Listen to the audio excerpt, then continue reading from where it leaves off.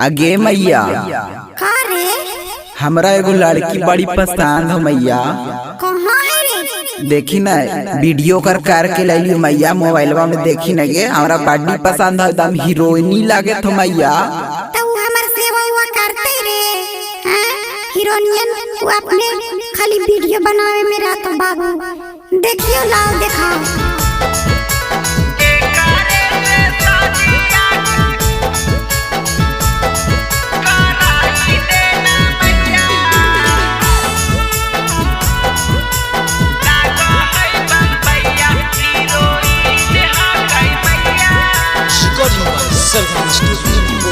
आगे माथावा पचास माला के घूमे मैया, माथावा पचास माला के घूमे मैया।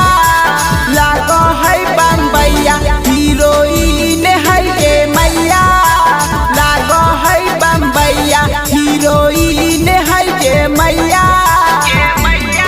आगे एकरे से शादिया कराई देना मैया, लागो है बम्बैया हीरोइन है कै मैया।